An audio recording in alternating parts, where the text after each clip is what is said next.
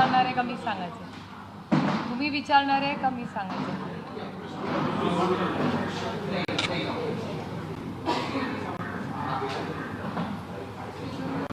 AC बंद केला तर चालेल का? थोडा वेळ. होय, हां जरा मला तर अरे कोणी थोडा AC प्लीज बंद केला तर चालेल थोडा वेळ. थँक्यू.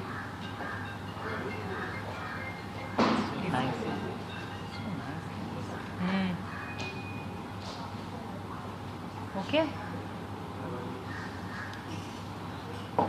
नमस्कार. आज रोहिणीताईंनी आज आम्हाला सगळ्यांना बोलवलं होतं कारण एक तर 2024मध्ये 2 महत्त्वाची इलेक्शन्स आहेत, लोकसभा आणि विधानसभा.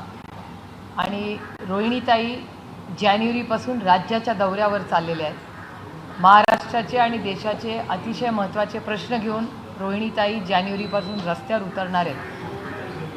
महाराष्ट्रातले अतिशय गंभीर प्रश्न, खासदारांचं झालेलं निलंबन, महिलांवर होणारे अत्याचार, अन्याय, या सगळ्याचा आढावा आज रोहिणीताईंनी आमच्या सगळ्यांबरोबर घेतला. आमच्याकडून सगळ्याची माहिती त्यांनी घेतली.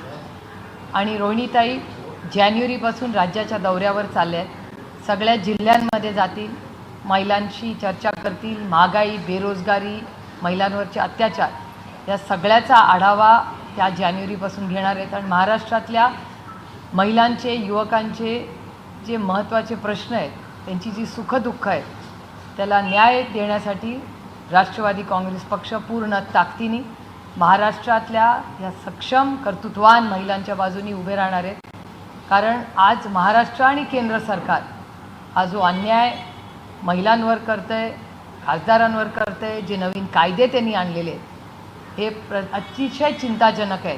म्हणजे साधी गोष्ट की जो टेलिकॉमचा कायदा आणला आहे, ज्याच्यातून कुणाचाही फोन ते आता रेकॉर्ड करू शकतात, कंप्लीट इन्व्हेजन ऑफ प्रायव्हसी.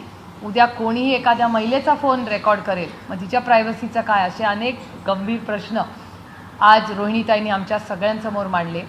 फौजियाताई आज इथे आहेत, तर फौजियाताई आणि मी मिळून रोहिणीताईंना आम्ही काय काय काम गेल्या सेशनमध्ये केलं, काय बिलांची सगळी जी माहिती होती त्याची सविस्तर चर्चा झाली. कारण का 3 महत्त्वाच्या बिलांवर केंद्र सरकारमध्ये विरोधी पक्ष नसताना चर्चा झाली. एक म्हणजे जो क्रिमिनल लॉचा बिल आहे तो एक अतिशय महत्त्वाचा आहे, त्याच्यानंतर फोन रेकॉर्डिंगचा, आणि तिसरा मीडियाचा. त्यामुळे तिन्ही विरोधी पक्ष नसताना हे कायदे पास केलेले आहेत, जे असंविधानिक आहे. ज्या पद्धतीने आम्हाला काढण्यात आलं पार्लमेंटमधून आणि पुढची दिशा काय याच्यावर सविस्तर आमची चर्चा झालेली आहे. आणि पुढे हे प्रश्न महाराष्ट्राच्या मायबाप जनतेपर्यंत नेण्याचं काम रोहिणीताई करणार आहेत. आणि ह्याच्यासाठी आमची आजची मीटिंग. करणार नाही, आधीच आहे.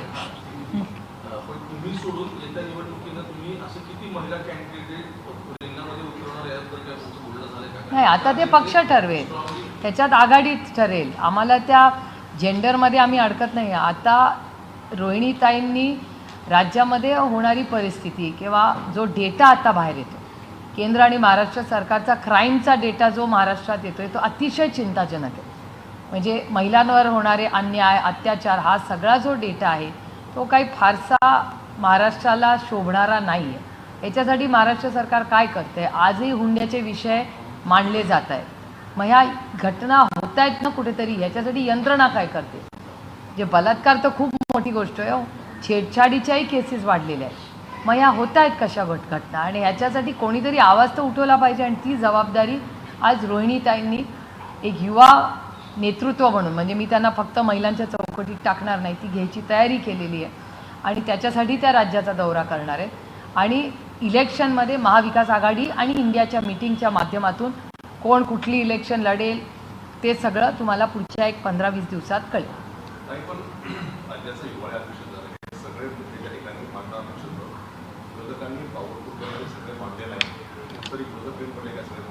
मला पण मी जे काय तुमच्या सगळ्यांच्या चॅनलवर बघितलं, मला वाटतं माननीय जयंत पाटलांनी ह्याच्यावर सविस्तर भाषणं केली आहेत, जी तुमच्याच सगळ्यांच्या चॅनल्सवर मी पाहिली.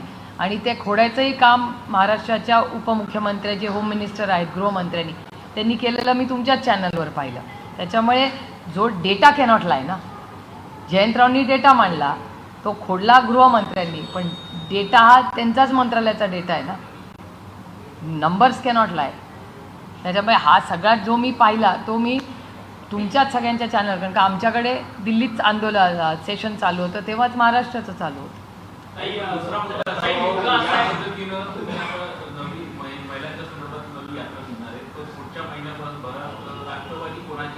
हा प्रश्न निर्माण होणार आहे. अजित पवार म्हणतायत की राष्ट्रवादी पक्ष मागत आहे आणि दुसरं कोणाकडे जायची गरज नाही, राष्ट्रवादी पक्ष आमच्याकडेच आहे. अशा पद्धतीने बघताय का की निकाल लागायचा आहे? माझा इलेक्शन कमिशनवर पूर्ण विश्वास आहे. इलेक्शन कमिशन न्याय देईल एवढीच माझी माफक अपेक्षा आहे. सर, या संपूर्ण हिवाळी अधिवेशनामध्ये खरं तर विरोधक सत्ताधाऱ्यांना कोंडीत पकडण्यासाठी कमी पडले आणि त्या संदर्भातची वाच्यता जी आहे ती आता विरोधी पक्षांमधल्या काही नेत्यांकडनं केली जाते. खरं तर जे विकास निधी आहे ते काँग्रेसच्या नेत्यांना मिळालेला आहे अशी टीका जी आहे ती त्यांच्याच पक्षातील जितेंद्र आव्हाड समोर करताना पाहायला मिळतं. जे विरोधकांमध्ये कुठेतरी मतभेद आहेत का महाविकास आघाडी? मी तुम्हाला खरं सांगू, इथलं नाही मी सांगू शकत, कारण का मी असेंब्लीमध्ये नाही, मी लोकसभा लढते. पार्लमेंटमध्ये पूर्ण ताकदीने आम्ही लढलो आहे आणि तुम्ही आमचे डिबेट्स पाहिले, आमची आंदोलनं पाहिली. त्याच्यात दिल्लीमध्ये इंडिया आणि महाविकास आघाडी ही पूर्ण ताकदीने लढली आहे आणि म्हणूनच ते आम्हाला घाबरले आणि म्हणूनच आम्हाला त्यांनी बाहेर काढलं, कारण काही गरजच नव्हती. केंद्रात एक वाक्यता, राज्यात एक वाक्यता. नाही, एक वाक्यता आहेतच ना. कुठे तुम्हाला दिसते? उद्धवजी स्वतः आले होते दिल्लीला. महाविकास आघाडीची अतिशय उत्तम मीटिंग झाली. सोनियाजी, राहुलजी, उद्धवजी, सगळ्या नेत्यांची, संजय राऊतजी त्या मीटिंगला होते, आदरणीय पवार साहेब होते, नितीश, सगळ्यांचीच अतिशय चांगल्या मीटिंग दिल्लीमध्ये झाली.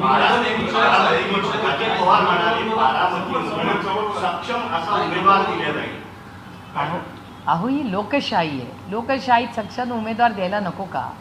तुम्हाला दडपशाही एक वेळ दिल्लीकरांना मान्य आहे, मला दडपशाही मान्य नाही. हा देश लोकशाहीनीच चालला पाहिजे आणि प्रत्येक उमेदवाराच्या विरोधात कोणीतरी उभं राहिलंच पाहिजे आणि लोकांना ठरवू दे ना.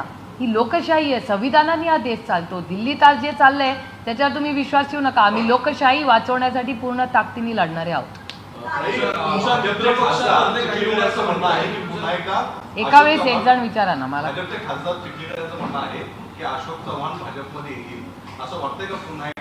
मला असल्या काय गोष्टी माहिती नसतात. मला माहिती नसतात असल्या गोष्टी. ज्यांना माहिती आहे त्यांना विचारा.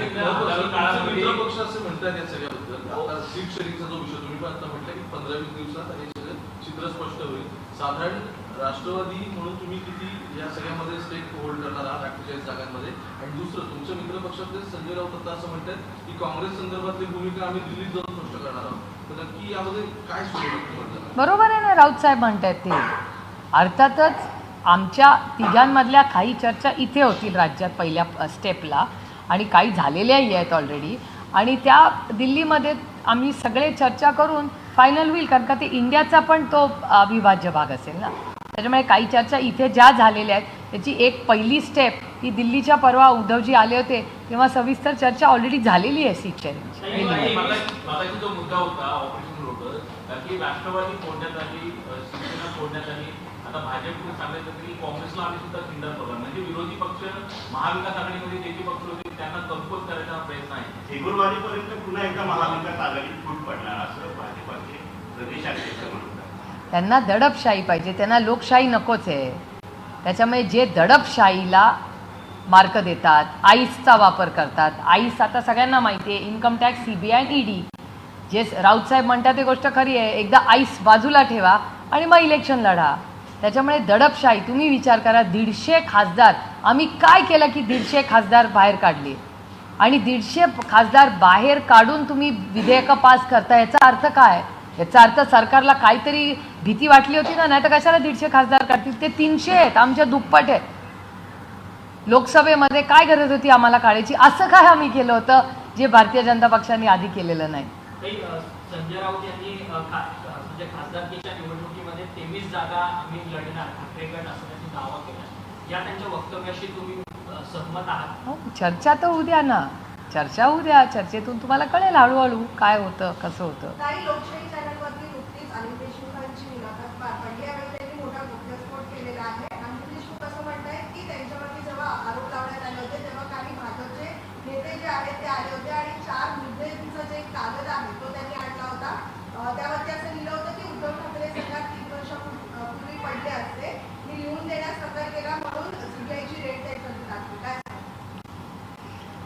तर मी एक तर ती पाहिलेली नाही इंटरव्ह्यू तो, आणि जर देशमुख साहेब जर काही वक्तव्य केलं असेल तर ते सत्यच असेल ना, दुसरं काय असू शकतं. की अजित पवारांनी त्यांना मंत्रिपदाची ऑफर दिली होती. त्यांनी जर इंटरव्ह्यू दिला असेल तर त्याच्यात सत्यच असेल ना, कारण का चॅनलवर बोललेत ते. कालच्या राष्ट्रवादी काँग्रेसचा टू द पॉइंट हा पहिला एपिसोड आहे. त्याला प्रदेशाध्यक्ष जयंत पाटील यांनी खुलासे केलेले आहेत. त्यामध्ये सिंचन घोटाळ्याचा देखील उल्लेख आहे. सिंचन घोटाळ्यामुळे दादा तिकडे आहेत असं म्हणतात. तर आज दादांनी त्याला पलटवार केलेला आहे. तर त्यातले 35,000 कोटी देऊ तुम्हाला असं म्हणतात. तसं पाहता एकूणच या आरोपाने सत्तावर बांधले. मला असं वाटतं ह्याच्यावर तुम्ही गृहमंत्री देवेंद्रजींचं मार्गदर्शन घ्यायला पाहिजे, कारण का पहिल्यांदा आरोप देवेंद्र फडणवीसांनी केला होता. त्याच्यामुळे मला असं वाटतं या सगळ्या प्रश्नांची उत्तरं ही देवेंद्रजींचे जर तुम्ही तुमच्या आर्काईव्हमधले जुने व्हिडिओज काढले ना तर त्याच्यातून तुम्हाला जास्ती स्पष्टता येईल. त्यामुळे माझी तुम्हाला विनम्र विनंती आहे की तुम्ही हे सगळे प्रश्न मला विचारायच्या ऐवजी माननीय आदरणीय महाराष्ट्राचे गृहमंत्री देवेंद्र फडणवीसजींना विचारा. हसन मुश्रीफ असं म्हणताय की यावेळेला यापूर्वी प्रयत्न झाला होता राष्ट्रवादीची आणि भाजपची एक होण्याच्या नंतर ते एकत्र येण्याच्या संदर्भात. त्यावेळेला जितेंद्र आव्हाड पहिली व्यक्ती होती ज्यांनी सगळ्यात वरती पहिली सही ही जितेंद्र आव्हाड. माझ्या मनात एकतर वयाने फार मोठे आहेत माझ्यापेक्षा मुश्रीफ साहेब, आणि मुश्रीफ साहेबांच्याबद्दल माझ्या मनात प्रेमच आहे, कारण मी खूप कन्फ्युज्ड आहे त्यांच्या बाबतीत. कारण का समरजित घाटगे जे भारतीय जनता पक्षाचे नेते आहेत ते मला खूप वेळा कन्फ्यूज करतात. एकदा समरजित घाटगे म्हणतात की मुश्रीफ साहेबांनी भ्रष्टाचार केला, त्यानंतर त्याच समरजित घाटगेंच्या कोल्हापुरामध्ये ते पालकमंत्री होतात. त्याच मुश्रीफ साहेबांच्या घरी ह्याच भारतीय जनता पक्षात जिथे समरजित घाटगे मेंबर आहेत त्यांच्या घरी ईडी CBI सकाळी 6 वाजता जाते, आणि मुश्रीफ साहेबांच्या ज्या मिसेस आहेत त्या पूर्ण ताकदीने त्या ईडी CBIशी लढलेल्या आहेत. म्हणजे त्या माऊलीचं कितीही कौतुक केलं तरी म्हणजे मला खरंच कौतुक वाटतं त्या महिलेचं की ज्या ताकदीने त्या ईडी आणि CBIशी लढल्या आहेत, की जर माझ्या घरात यायचं असेल तर जोपर्यंत माझ्या मुलांचं दूध येत नाही तोपर्यंत मी तुम्हाला आज देणार नाही, त्या पद्धतीने ती माऊली लढलेली आहे. खूप कौतुकाची आणि अभिमानाची गोष्ट आहे. एक महिला म्हणून तर फारच माझ्यासाठी अभिमानाची गोष्ट आहे. त्यानंतर अनेक घटना झाल्या. तर असे आरोप प्रत्यारोप जेव्हा होतात ना तेव्हा मला समरजित घाटगेंपेक्षा भारतीय जनता पक्षाला प्रश्न विचारायचा आहे की मुश्रीफ साहेब आरोपी आहेत किंवा नाही. जर आरोपी असेल तर भारतीय जनता पक्षाला माहिती आहे काय करायचं, आणि आरोपी नसतील तर राष्ट्रवादी काँग्रेस पक्ष, मुश्रीफ साहेब आणि आदरणीय पवार साहेबांची भारतीय जनता पक्षाने माफी मागितली पाहिजे की जे आरोप समरजित घाटगेंनी केले ते खोटे होते.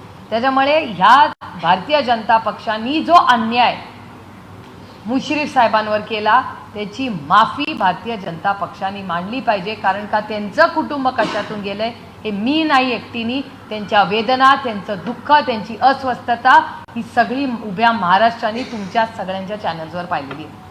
परंतु जितेंद्र आव्हाड होते का म्हणजे की जेव्हा चर्चा झाली? मला नाही माहिती, मी तुम्हाला खरं सांगू माझ्या माहितीप्रमाणे तर नव्हते.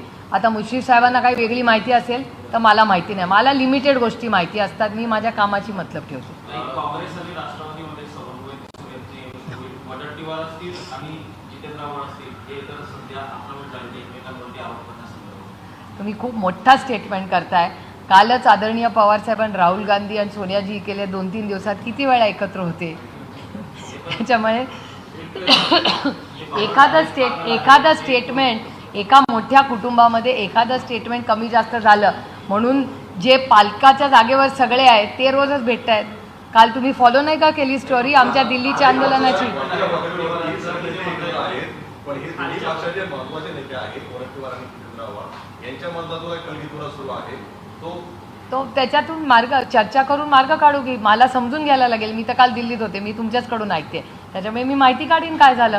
कारण का काल योगायोगाने आमचं जे आंदोलन होतं त्याच्यानंतर राहुलजी, मी आणि आदरणीय पवारसाहेब एका गाडीतूनच आमच्या घरी आलो आणि नंतर चर्चा झाली. त्याच्यामुळे राष्ट्रवादी काँग्रेस आणि काँग्रेसमध्ये अडचण आहे किंवा काय हे म्हणणं खूपच थोडंसं बाळबोध होईल असं मला वाटतं. काँग्रेसचे नेते राज्यातले कॉम्प्रोमाइज झाले तर सत्ताधाऱ्यांबरोबर असाच प्रश्न निर्माण होतो, कारण की विकास निधी जो आहे तो काँग्रेसच्या 4 महत्त्वाच्या नेत्यांना गेलाय. हे उघडपणे तुमचेच नेते बोलतात. नाही कॉम्प्रोमाइज असं नसेल हो. सगळं काय म्हणजे कॉम्प्रोमाइज असेल असं मला वैयक्तिकपणे वाटत नाही, कारण का एखाद्याला निधी आला म्हणजे तो कॉम्प्रोमाइज असं होऊ शकत नाही ना. त्यांनी त्याचा फॉलोअपही करू शकतं, तेही असू शकतं.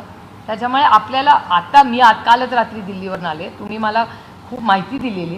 जरूर मी दोन्ही नेत्यांशी बोलून त्याची माहिती नक्की घेईन आणि त्याचं उत्तर तुम्हाला देईन.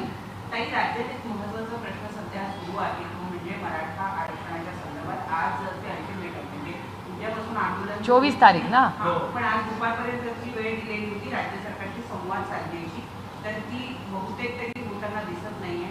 मुंबईमध्ये उद्या ते आंदोलन होण्याची शक्यता आहे आणि त्यामुळे कायदा सुव्यवस्थेचा प्रश्न निर्माण होईल असंही चित्र दिसून येत आहे. तुम्ही या सगळ्याकडे कसं पाहता, यातून काय मध्यस्थ मार्ग काढला पाहिजे आणि तो कुणी काढला? सरकारने, अर्थातच सरकारनी कमिटमेंट, मी तुम्हाला कमिटमेंट दिली तर जबाबदारी माझी नाही, रोहिणी ते कशी जबाबदारी घेणार. तर सरकारनी जर कमिटमेंट केली असेल तर सरकारकडे काहीतरी मार्ग असेल. ताई, कालच्या एकूणच सभेमध्ये अजितदादा असे म्हणून गेले की आम्ही कौटुंबिक कार्यक्रमात जरी एकत्र आलो असलो तरी माझा निर्णय हा झालेला आहे आणि त्या निर्णयावर मी मागे फिरणार नाही. याचबरोबर जर का आमच्यावरती टीका तर ज्येष्ठ सोडून बाकी सगळ्यांवर सडेतोड उत्तर देण्याचं देखील त्यांनी सांगितलेलं आहे. कसं पाहता या विधानात? ही लोकशाही हो, जरूर. मधल्या काळात काही ओवाळण्याचे वगैरे फोटोज बाहेर आले, मग त्याच्यावरून दबक्या आवाजात चर्चा सुरू झाल्या, पण कोणतीही मॅच फिक्सिंग नाही असं त्यांनी म्हटलं. तुमचं स्टँड काय? हो, चांगली गोष्ट आहे ही, चांगली गोष्ट आहे. मी त्याचं मनापासून स्वागत करते. मॅच फिक्सिंग करने में क्या मजा है. He is right, he is absolutely right. I second that thought. चांगली गोष्ट आहे. आणि लोकशाही हो, प्रत्येकाला आपला मार्ग निर्णय घ्यायचा अधिकार आहे की नाही. आणि आमच्या घरात ही काय पहिली केस झालेली नाही. तुम्ही ND पाटील आणि आदरणीय पवार साहेबांचं विसरला का? मग त्याच्यात काय गैर नाही. लोकसभेमध्ये तुम्हाला घेण्यासाठी राधानगरला प्रयत्न करणार आहे, तुम्हाला घेण्यासाठी लोकसभेमध्ये राधानगरला प्रयत्न करणार आहे, सोबत भाजप आहे, किती तयारी? मी माझा अभ्यास केलाय. आता लोक मायबाप जनता ठरवेल. बोलो, मराठी झालं का सगळं? सुषमा अंधारेंनी जी त्यांच्या विरोधात हुक्कामुक्का आणला होता त्या विरोधात आता माफी न मागण्याचा निर्णय घेतलेला आहे. पत्र देखील तसं त्यांनी सभापतींना पाठवलेलं आहे.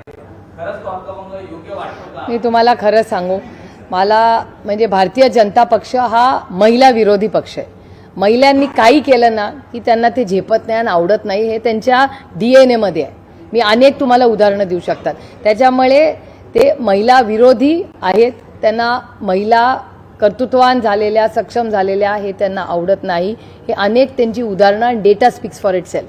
त्याच्यामुळे अशा गोष्टी, जी महिला एखादी गोष्ट बाहेर बोलती, लोकशाही आहे, पण यांना लोकशाही नको आहे. ह्या देशामध्ये दडपशाही झालेली आहे. इथे मला विचाराल तर ह्या देशात आणीबाणीची परिस्थिती, अघोषित आणीबाणी झालेली आहे. हे आम्हाला दिल्लीत टप्प्याटप्प्यावर जाणवतं. थोड्या दिवस आता आमच्यापर्यंत आलेत, तुमच्यापर्यंत ऑलरेडी पोचलेले आहेत मीडिया हाऊसेसमध्ये. आता सर्वसामान्य माणसांच्या घरातही पोचायचं राहिले, तेही हे भारतीय जनता पक्ष करेल. पोहोचले सभापतीमध्ये अनिल देशमुखांनी असंही म्हटलेलं आहे की आमदारांच्या सह्यांचा जो कागद आहे तो पुटपुट्यापूर्वीच लिहून घेतला होता. हे बघा, देशमुख साहेब आमच्या पक्षाचे वरिष्ठ नेते आहेत. त्यांनी ज्या ज्या गोष्टी झाल्या असतील, सांगितल्या आहेत, त्या बरोबरच असणार ना, अर्थातच. Anything else? मराठी झालं? पहिलं मराठी कंप्लीट करू, मग हिंदी घेऊ. इलेक्शन कमिशनची लढाई तुमची सुरू आहे, पण जानेवारी महिन्यामध्ये तुमची अपात्रतेसंदर्भात सुनावणी आता सुरू होती. साधारण याच्या आधीचा अध्यक्षांसाठी अपात्र निर्णय आलेला नाही, पण त्या प्रोसेसला शिवसेनेचा बराच वेळ गेला. येणाऱ्या काळात निवडणूक आहेत, त्या दरम्यान तुमची सुद्धा प्रक्रिया पार पडणार आहे. जरी 21 जानेवारीचा अल्टिमेटम असला तरी कशा पद्धतीने जायचं? एकदा लढायचं ठरवल्यावर विषय येतोच कुठे. आणि आम्ही सत्यासाठी लढतोय. आमची काही वैयक्तिक लढाई कुणाशीही नाही. ही सत्याची लढाई आहे आणि त्याच्यात काय प्रॉब्लेम आहे? माझं काय म्हणणं आहे, जे सत्य आहे हे लोकांच्या पर्यंत असतं आणि सत्यमेव जयते. झालं? मराठी झालं का सगळं? झालं का मराठी? चला हिंदी.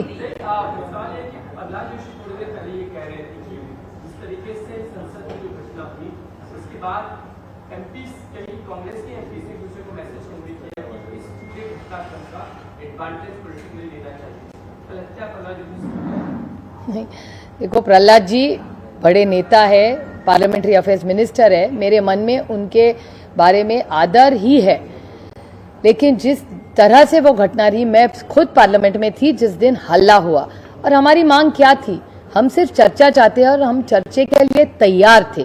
लेकिन सरकार चर्चा नहीं करना चाहती, इसलिए 150 एमपीज को निकाला गया। नहीं तो क्यों निकालते 150 लोगों को? देश के इतिहास में कभी ऐसे नहीं हुआ है।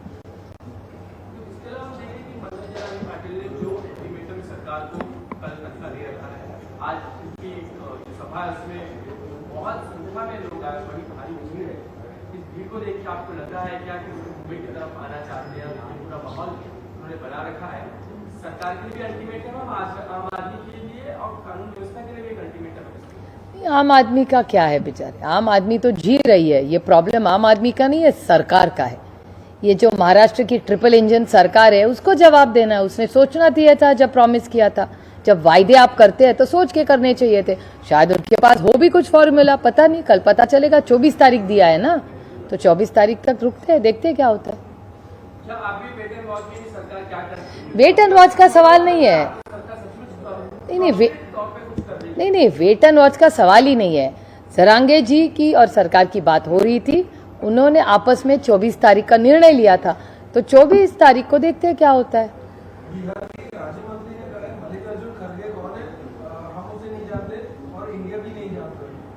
मैं बताऊं, मैं आपको एक बात बताऊं, ऐसे जब सवाल आते हैं ना तो मुझे अरुण जेटली जी याद आते। अरुण जेटली जी हमेशा कहते थे कि आप अगर दिखाना बंद करेंगे ना तो लोग बोलना कम करेंगे।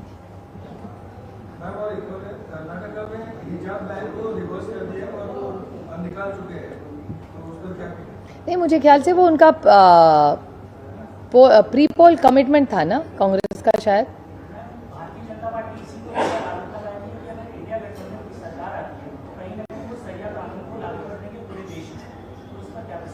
किसने कहा है ये?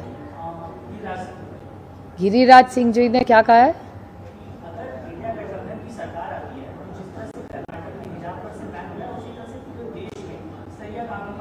ये उनका मत है, हमारे लिए तो लोग शायद जो बोले चैनल चालू है बोलते रहे।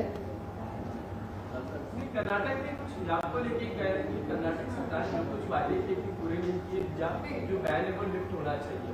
कई ऐसे एमएलए जो है वो कहने लगे। वो कर्नाटक का अंतर्गत मामला है, सरकार है, वहाँ के मुख्यमंत्री है, वो निर्णय ले लेंगे, अपने को पता चलेगा। हर चीज में एक ओपिनियन होना चाहिए। ये कौन सी जगह है?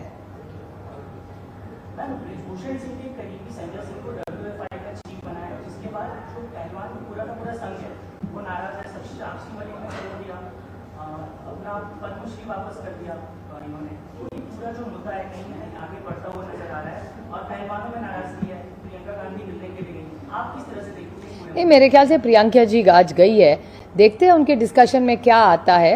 और मेरे ख्याल से केंद्र की जो सरकार है उन्होंने इनके बारे में सुनना चाहिए, टाइम देना चाहिए। स्पोर्ट्स मिनिस्टर जो देश के है वो मिल ले उनसे।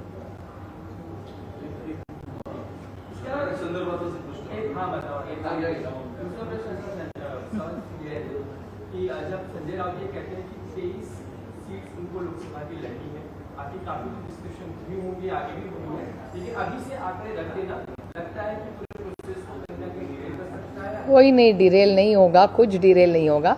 बातें बहुत अच्छी तरह चल रही है, दिल्ली में भी बात हुई है। आगे आप देखेंगे एक 15-20 दिन में सब अनाउंस हो जाएगा। अभी से ये जो आंकड़े ये जा रहे हैं उसकी जरूरत लगती है आपको? है ठीक है, अरे अधिकार है सबको बोलने का। आपको ऐसे क्यों लगता है? आप लोग भी वो दड़पशाही के पीछे पड़ गए, मुझे लगता है। हम लोग शाही में, ठीक है, कैमरा चल रहा है, लोग बोल रहे हैं, मन की बात कह रहे हैं। मन की बात क्या सब एक ही आदमी कह सकता है? हम लोग नहीं कह सकते। ये कोई कैसा अन्याय है हम पे?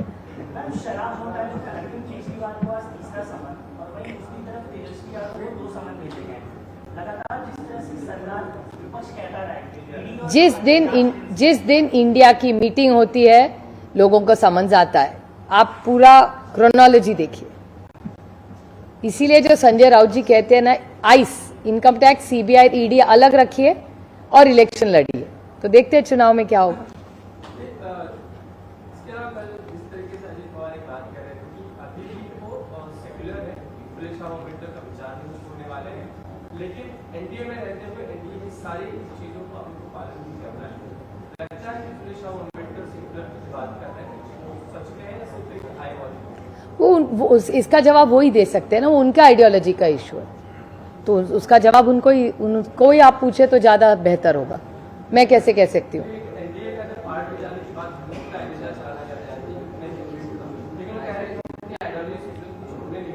इसका सवाल आप देवेंद्र जी और अजीत पवार दोनों को आपको पूछना पड़ेगा, क्योंकि अलायंस में वही दो है, तो आपको उनको ही पूछना पड़ेगा कि उनकी दोनों की क्या अरेंजमेंट है, वो मुझे नहीं पता। अजीत पवार बीजेपी जो नाराज है, वजह ये कि वो संघीय कार्यालय में जहाँ उनका हमेशा प्रोग्राम होता है, लेकिन दादा कहते हैं कि मुझे तो कोई इन्विटेशन ही नहीं मिला। पिछली बार भी उन्हें कई बार लिखा है कि इतना शिंदे और फडणवीस दिल्ली चले जाते हैं, दादा शामिल नहीं होते। इस पूरी घटना का ये ट्रिपल इंजन सरकार का अंतर्गत मामला है, वो उनका प्रॉब्लम है, मेरा नहीं है। मेरे लिए बेरोजगारी, महंगाई, जिस तरह से जम्मू कश्मीर में हल्ले हो रहे हैं, आज 4 लोग शहीद कल हुए, शायद 5 नंबर आया है आज सुबह, तो आज मुझे पीछे इस देश के सामने आज के दिन सबसे बड़ा प्रॉब्लम क्या है, वो है जो चीज़ें मणिपुर में हो रही है और जम्मू कश्मीर में हो रही है। जो हल्ला कल हुआ है जम्मू कश्मीर में, जो शहीद हुए, हम सब ने उन्हें आदरांजलि और श्रद्धांजलि अर्पण करनी चाहिए। हम सब सुखी रहे, हम लोग सुरक्षित रहे, हमारे बच्चे सुरक्षित रहे, इसलिए हमारे भाइयों ने जो बलिदान कश्मीर में दिया है, मुझे लगता है केंद्र सरकार जागो। केंद्र सरकार को लग रहा है जम्मू कश्मीर में सब ठीक है, जम्मू कश्मीर में सब ठीक नहीं है। आप सब ने कल फारूक साहब का अगर स्टेटमेंट दिखाया होगा, आप ही सबके चैनल पे था कल, बहुत चिंताजनक परिस्थिति मणिपुर में भी है और जम्मू में भी बहुत खतर जो हो रहा है, वो खतरा बढ़ी जा रहा है।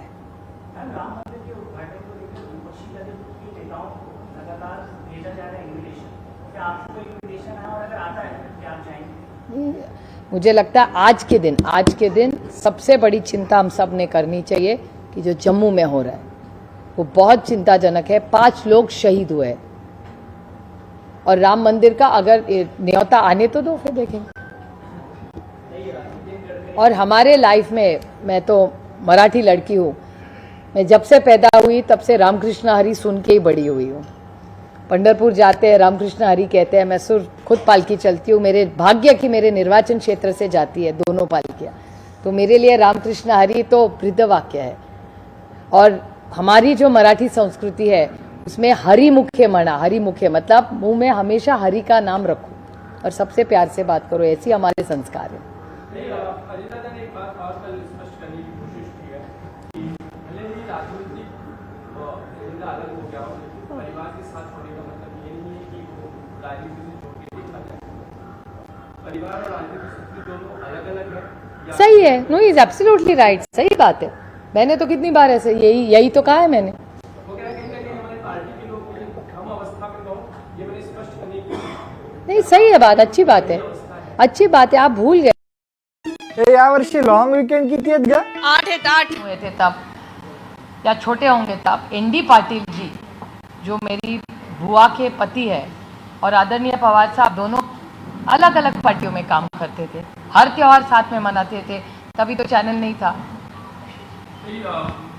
पार्टी का चिन्ह और नाम किसे जाएगा, इसको लेकर कभी शायद इसको लेकर ऐसा आ सकता है।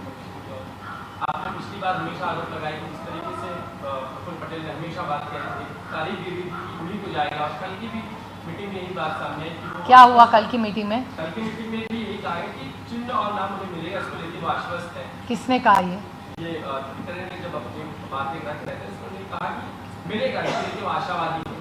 क्या आप भी इतनी आशावादी हैं? आपको लग रहा है कि आप क्या होना चाहिए? वेल, इलेक्शन कमीशन में हमने हमारी साइड रखी है, अभी सत्यमेव जयते।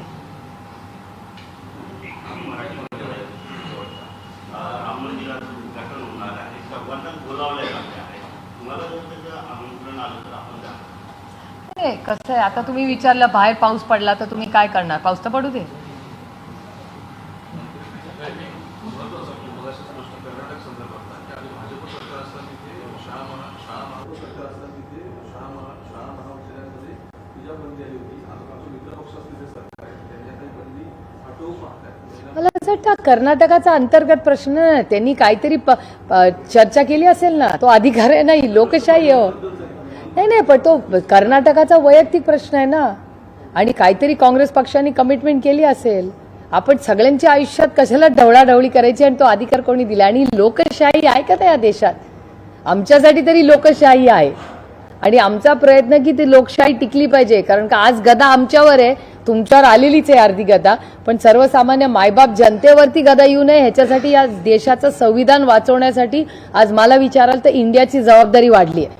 आता हे फक्त कुणाच्या विरोधात नाही आहे, या देशाचं संविधान आणि तुम्हाला मला मोकळा श्वास घ्यायला यावा याच्यासाठी आम्हाला लढावं लागणार आहे. ज्या महात्मा गांधींनी उभं आयुष्य तुम्हाला मला स्वातंत्र्य मिळावं ह्याच्यासाठी जे योगदान भारतरत्न डॉक्टर बाबासाहेब आंबेडकरांनी दिलं, पंडित जवाहरलालने दिलं, वल्लभभाई पटेल, किती नावं घेऊ, अशा ज्या लोकांनी उभं आयुष्य तुमच्या आणि माझ्यासाठी केलं त्यांच्यासाठी आदरांजली श्रद्धांजली द्यायची असेल तर आज संविधान वाचवण्यासाठी या देशामध्ये तुम्हाला आणि मला स्वातंत्र्य आणि मोकळा श्वास घेण्यासाठी पूर्ण ताकदीने आम्हाला लढावं लागेल. कारण का आज ज्या घटना देशात होत आहेत ह्या चुकीच्या होत आहेत आणि त्या दुर्दैवी आहेत. नितीन गडकरी यांनी 4 दिवसांपूर्वी एक महत्त्वाचं स्टेटमेंट केलेलं आहे. आज दुर्दैव आहे खरं तर, ना उजवे ना डावे, फक्त संधी साधू लोक जे आहेत ते आता राजकारणात आहेत. कोण कुठल्या पक्षात कधी दिसतंय, कधी बाहेर जातात, कुठे जातात हे कोणीच काही सांगू शकत नाही असं वक्तव्य त्यांनी माध्यमांसमोर केलं होतं. त्यांच्या वक्तव्याची काय तुम्ही समजता? माझ्या मनात आदरणीय गडकरी साहेबांबद्दल आदर प्रेम कायम कालही होतं, आजही आणि उद्याही राहील. ते या देशाचे मोठे नेते आहेत आणि ओरिजिनल भारतीय जनता पक्षावाले. त्याच्यामुळे संघटना विचारधारा ह्याच्याबद्दल ते कटिबद्ध आहेत आणि ते जे काही बोलतात ते नेहमी खरंच बोलतात आणि योग्य बोलतात. त्याच्यामुळे संघटनेच्या बाबतीत त्यांचं जे म्हणणं आहे ते मला असं वाटतं ते योग्यच राहील.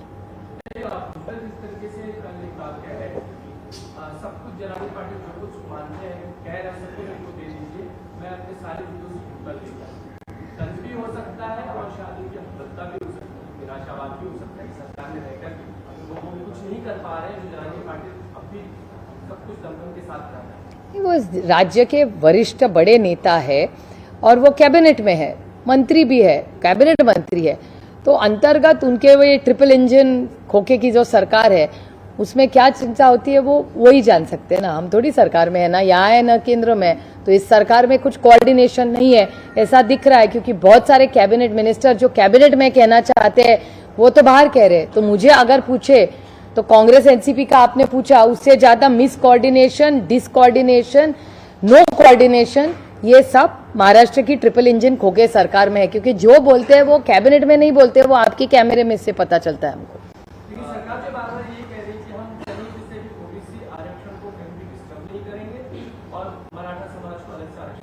तो अच्छी बात है, बहुत अच्छी बात है.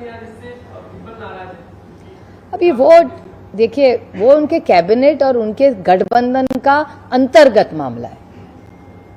सो क्लियरली पता चल रहा है कि ये ट्रिपल इंजन खोखे की जो सरकार है उसमें कोऑर्डिनेशन है. नहीं तो एक वरिष्ठ कैबिनेट नेता जिन्होंने इतने साल इस देश की सेवा की, राज्य की सेवा की, मेहनत की, उनको अगर चैनल्स पे बोलना पड़ता होगा इसका मतलब क्या है कि उनकी सुनी नहीं जा रही है राज्य में. कैबिनेट मीटिंग में कोई मान सम्मान नहीं शायद दे रहा होगा, सुन नहीं रहा होगा, इसलिए वो दुखी होकर आपको बोल रहे होंगे.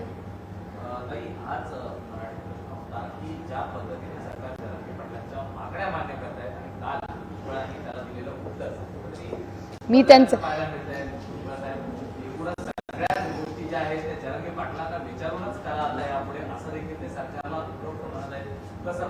एक तर आदरणीय माननीय भुजबळ साहेब वयाने मोठे आहेत, ज्येष्ठ आहेत आणि त्यांच्या वेदना जर त्या तुमच्यासमोर मांडत असतील तर याचा अर्थ काय होतो की ते हताश होऊन कदाचित महाराष्ट्र सरकार त्यांचं ऐकत नसेल. ते या देशाचे मोठे नेते आहेत, वरिष्ठ नेते आहेत आणि त्यांनी ह्या सगळ्या विषयामध्ये दुर्दैवाने त्यांचं कोणी ऐकत नाही. किती वर्ष त्यांनी मेहनत केली, 40-50 वर्ष ते राजकारणात समाजकारणात आहेत. शून्यातून एवढं मोठं त्यांनी जग विश्व उभं केलंय. त्याच्यात कॅबिनेटमध्ये म्हणजे मला आठवत आहे की राऊत साहेब म्हणायचे कॅबिनेटमध्ये गँगवॉर चाललाय का, गँगवॉर चाललाय. कदाचित त्या गँगवॉरमुळेच भुजबळ साहेब दुखावले गेले असतील. कारण का ज्या गोष्टी कॅबिनेटमध्ये कदाचित कोणी ऐकत नसेल त्यांचं, म्हणून कदाचित दुःख वाटत असेल. ते वयानी पण मोठे आहेत, कर्तृत्वानी मोठे आहेत, त्यांचं दुःख त्यांनी प्रांजळपणे तुमच्या समोर मांडलं असेल. Thank you thank you. चला झालं, वेळ झाली ना बाबा म्हणून ती म्हणते. चला झालं का. चला झालं 1:40 झाले, मला लक्षातच आलं नाही.